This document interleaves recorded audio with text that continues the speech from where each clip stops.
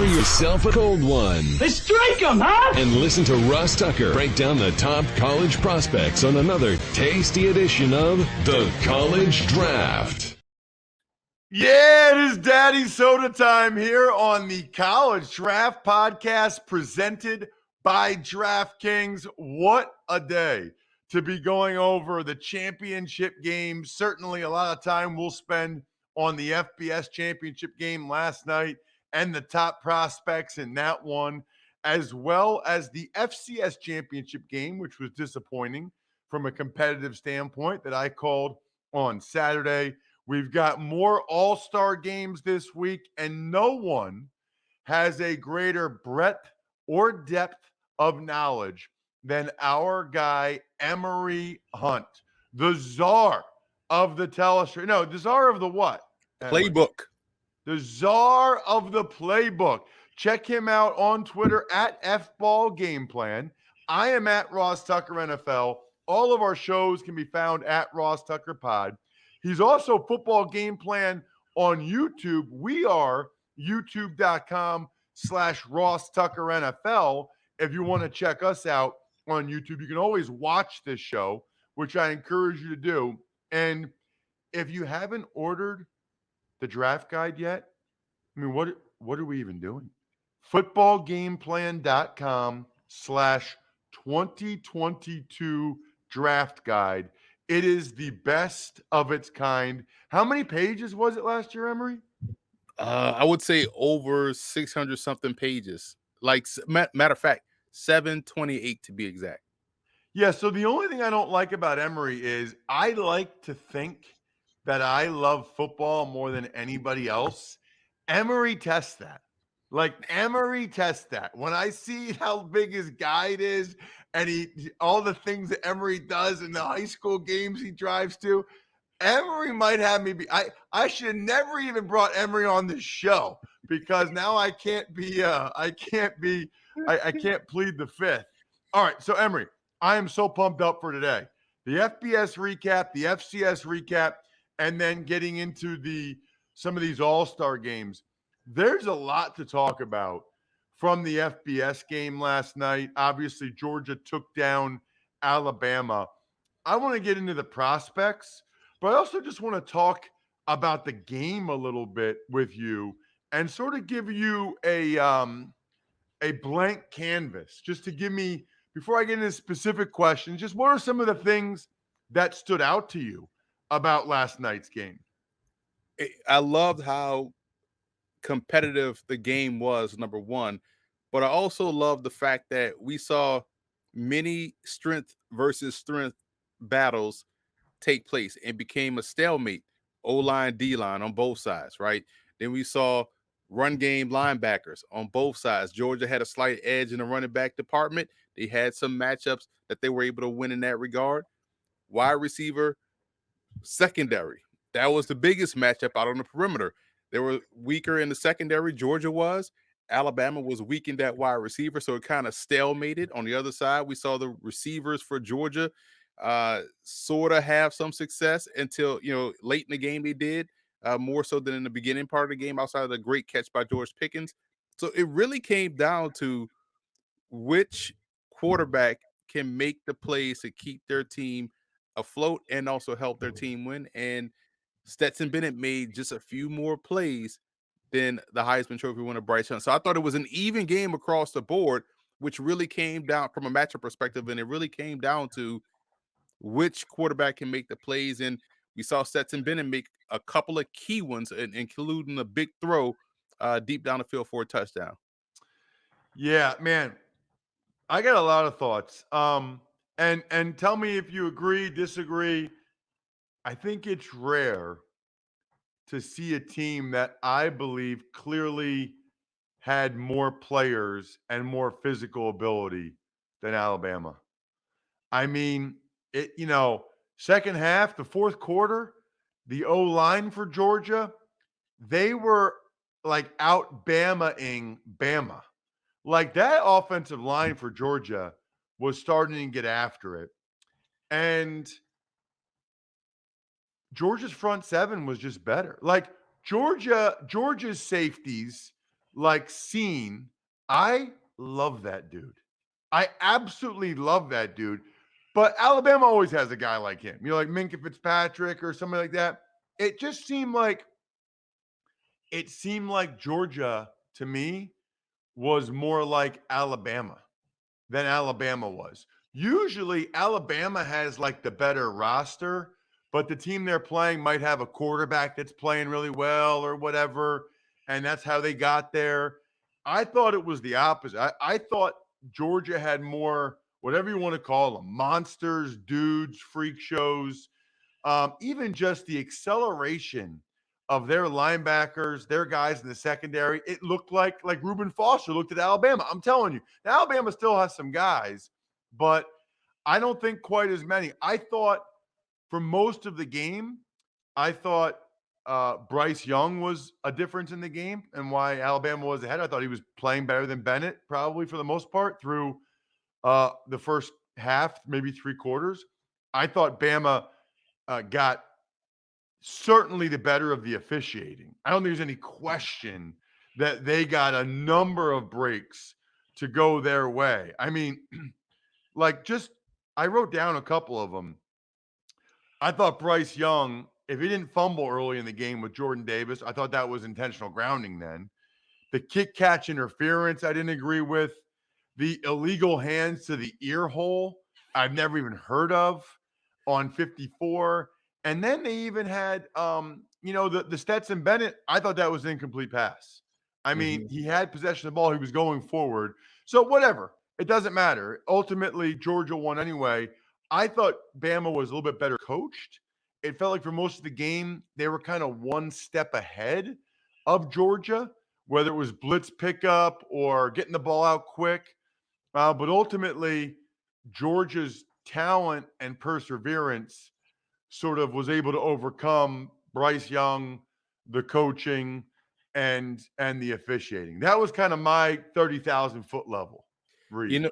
It's interesting. I agree with you on a lot what you said, especially within the first quarter. We started to see Stetson Bennett piss down his leg. We started to see Kirby probably panic a little bit. You had a delay game in there. They didn't take the time out. And, so you start to see, oh my God, there's Bam on the other side. That started to happen. And then they finally found their footing. And in terms of the dudes, it just, like, to your point, it just looked like, let's say up front, it looked like Georgia was the more explosive offensive line. On the defensive side, it looked like all of their three big dudes up front were just a bit more explosive than the Alabama big dudes on their defensive line. It seemed like the only guy we kept talking about was Will Anderson for Alabama yesterday. But for Georgia, we were talking about, Tyndall. We were talking about Dean. And then we were talking about Scene coming flying up in the alley in run support, harkening the days of Greg Blue when he was back there patrolling that safety position and flying up, in the alley and blowing dudes' numbers off the back of their jerseys. That defense just had a bit more dudes. Now their secondary, and I tweeted this out during the game, I felt like Alabama receivers, albeit their third string receivers, were running free all day long. They had opportunities. And Bryce Young, to his credit, I don't know how he was getting some of these footballs in there, was putting the ball where it needed to be, but guys were just dropping it, or it may have been just a step out of place for the receiver to adjust for, but the ball was where it needed to be, and the matchup was there for Alabama's taking. The difference was Alabama had no James Cook. They didn't have someone that could, go sidecar with Robinson. When we saw Zamir White and also James Cook, White started turning on late in the game. He's their closer. If you told me Zamir White was a boxer, I believe you. He just looks like a boxer, right? But they also had James Cook, whose explosive run was a difference. Alabama doesn't have that explosiveness in the backfield, which is why you saw the guy Gibbs from Georgia Tech transfer to Alabama. He's going to be that guy for them next year. And so I just thought, to your point, they really did have a few more game breakers than Alabama did. And you hope Jamison Williams is healthy. You hope it's not as serious, but judging by the audio that they were able to catch last night, it sounds like it might be an ACL for him, which sucks because it's a late ACL. But with the way modern medicine is, I mean, hell, we just watched George Pickens tears ACL in the spring and was out there making spectacular plays for this football team. So Georgia had a better tight end. That's a game breaker. They had Burton is a game breaker at receiver, and also Pickens. So you're right. Georgia had more dudes this time, and this is the Georgia that we expected to see in the SEC title game. So when you look back at that game, you're like, yo, what the hell happened in that matchup that Georgia looked that bad against that Alabama team? But yeah, a few of their receivers are out. Their cornerback was out, Alabama's in this game. So I get it. But man, this is the Georgia team that we expected to see all year long. Yeah. So many things I want to comment on there. I will say this about Will Anderson. He's hired. I'm going to LinkedIn Jobs right now to reach my network and beyond to the world's largest professional network of over 770 million people. I know college kids are on LinkedIn. If Will Anderson is on LinkedIn, that guy is hired. I didn't even realize that he is from Georgia. He's from Duluth, Georgia.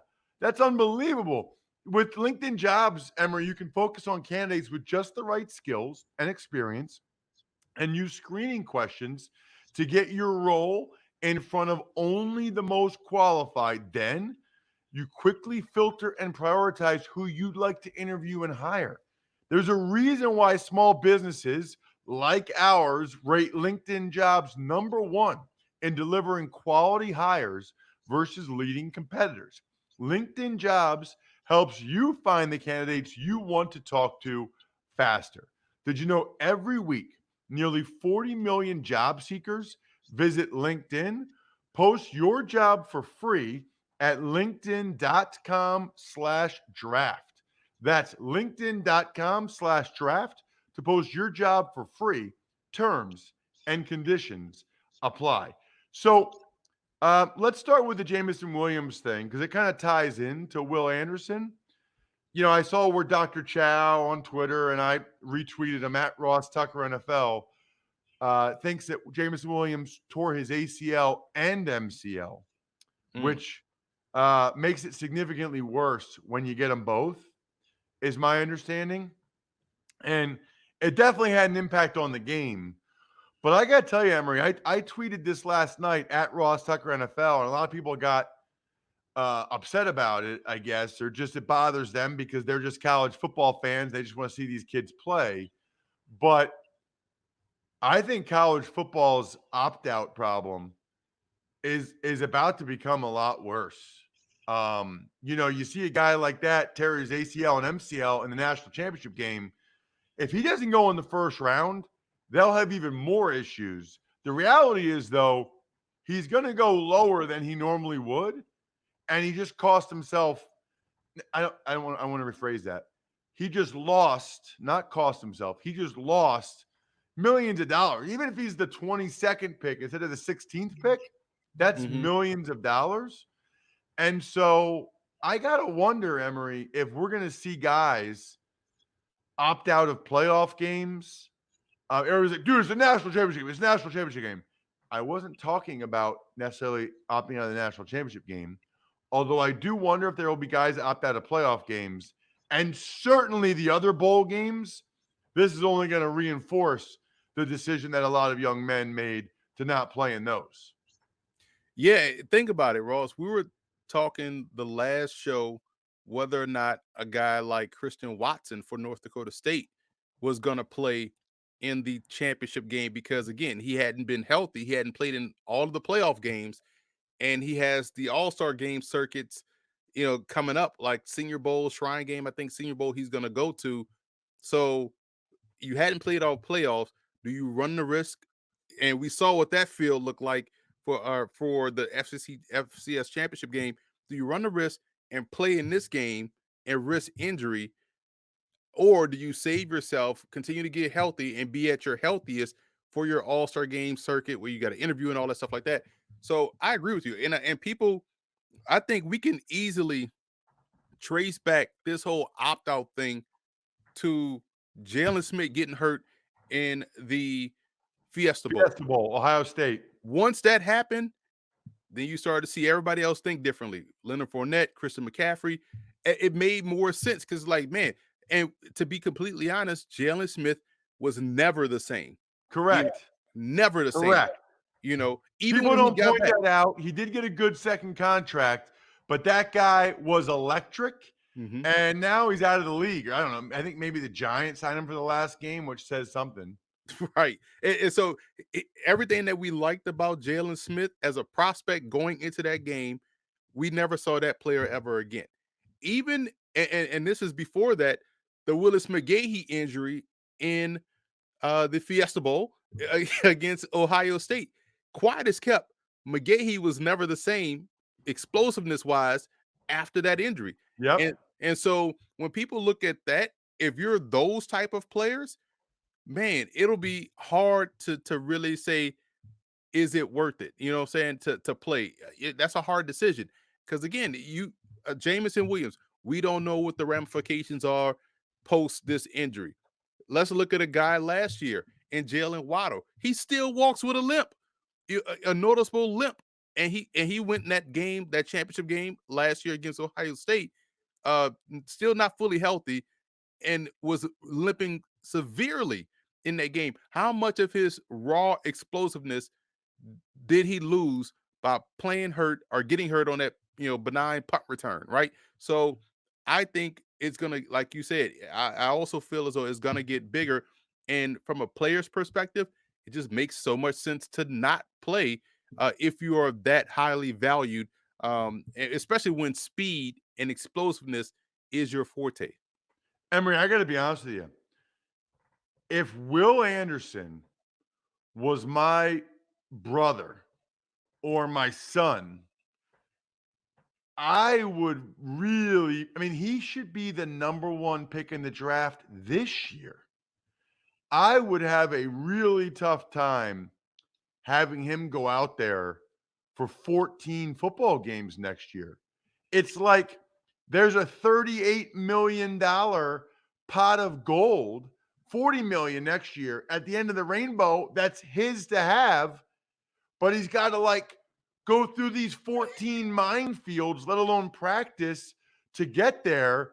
I might be doing a Jamar Chase or a Micah Parsons if I were Will Anderson next year. Yeah, because think about it. Alabama is not going to be garbage next year. They're playing 14 games. It's not like they're going to play 10 and the season is over with. No, you're going to play 14 games, and they're going to be 14 meaningful games. So you're right. He has, unless he tries.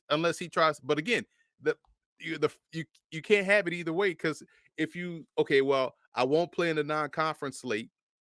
Okay, fine, but that's all in the beginning of the season. If it was at the end of the season, then all right, well, I'll play these first 4 games and then I'll sit out the non-conference slate, or I'll pick and choose my games to sit out. But what sense does that make? Because you still run the risk of getting hurt anyway. You can get hurt doing anything. And so I agree, when you're that talented, or you have you run, if you do play, you run the risk of what the discussion is about Kayvon Thibodeau now, because now he goes from Kayvon Thibodeau as a clear-cut number 1 to Aiden Hutchinson should be number 1. Well, we don't know if Kayvon Thibodeau was kind of Cadillacing this year, right? Trying not to get hurt. And that's a legitimate thing that players that are we saw this with Devin Clowney, and we saw this with, a guy like Kayvon Thibodeau this year. Like, man, I'm gonna play well, but any little nick or bruise, I am not playing, because I don't want to run the risk of injuring myself. So I agree with you, man. If you are Will Anderson, you have, especially with the way that the young freshman was balling, okay, we're in good hands. I can step aside. This dude is ready to play. See y'all in the NFL. It's yeah, man. It's a very interesting situation. The last thing I wanted to talk about for sure about this game, I want to give you kudos. About a month ago, you said you thought, maybe over a month, Stetson Bennett should get some Heisman love. One of my biggest frustrations is how much entry point frames how we view players. Jalen Hurts is still fighting that, where if he had been a top 10 pick, all anybody would do is talk about how good Jalen Hurts is. Davis Mills is fighting that. If he had been one of the top 10 picks, people would be saying Davis Mills is the guy in Houston for years. Stetson Bennett. His name's Stetson Bennett the fourth, okay? And he's a walk-on, all that stuff. No matter how well he plays, there's always people that are skeptical because of his entry point. It's bogus. It bothers me, Emory. It bothers me too, man, because if you can play, you can play. I don't care how you got here. If you're balling, get on the field. And people last night, I was gonna tweet, but I didn't feel like going back forward with all kind of Twitter mentions. But people were like, "Oh, why don't you put JT Daniels in so he can get sacked every play?" That's the difference between JT Daniels and Stetson Bennett. Bennett is athletic. He can get out the way. That's why Bennett is playing. It's not because he's taller, has a stronger arm, and quietly, Bennett's arm is not weak. No. He could drive that football down the field consistently, and he has a little bit more confidence. So I'm like, I don't care how you got here. That's why, for me, when the coaches were like, let's say when Dabo and those guys won that bowl game they were in, and they're like, "Oh, we're playing without 30 scholarships." Like, bro, that is just because you're without 30 scholarship players. I know your walk-ons are not garbage. Like, you recruit those walk-ons. You got guys that's probably chomping at the bit to play. Ohio State went out there with 24 less scholarships, basically an FCS roster from a scholarship perspective, and took it to Utah. So, if guys can play, your entry point doesn't matter. Are we talking about how when we were watching, the NFL on Sundays and Matt Castle was happening, are we caring about his entry point into the NFL? No, he's out there playing well. That's your guy.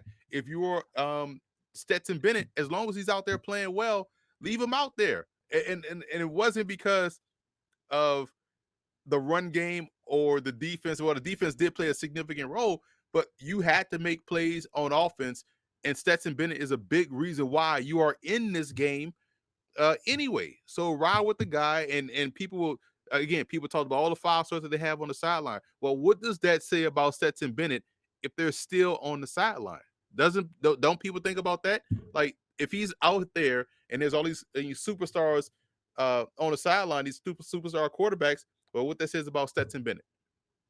Well, it's convenient to always have the crutch of where a guy was drafted or where a guy was rated or what their physical testing numbers are. That's not the convenience I'm into. I'm in the convenience of AutoZone, where you can get free same-day store pickup, which is amazing.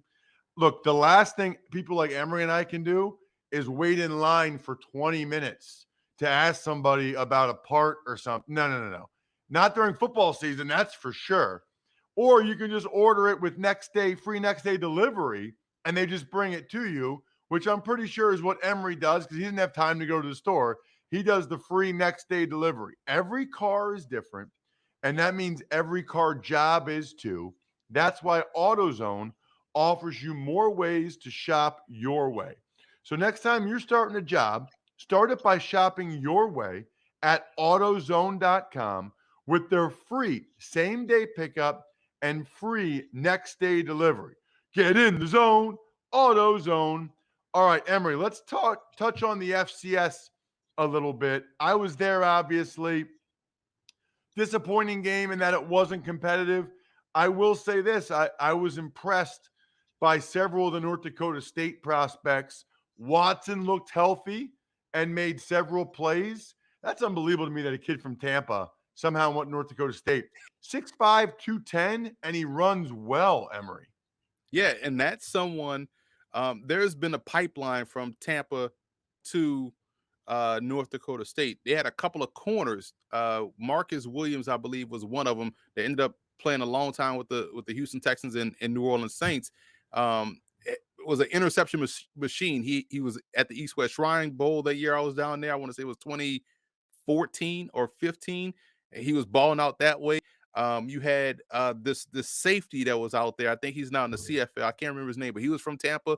So they've had, and one of the running backs too was from Tampa. So they had a lot. They had a pipeline. It's like how New Orleans used to have that pipeline to the University of Colorado in the late 80s, early 90s, and then they had the pipeline to Nebraska before. And I tweeted this yesterday before once Kevin Falk signed with LSU, that pipeline was shut off, and all the top talent went to LSU. Because think about it, Peyton Manning was going out, Marshall Falk was going out, Reggie Wayne was going out.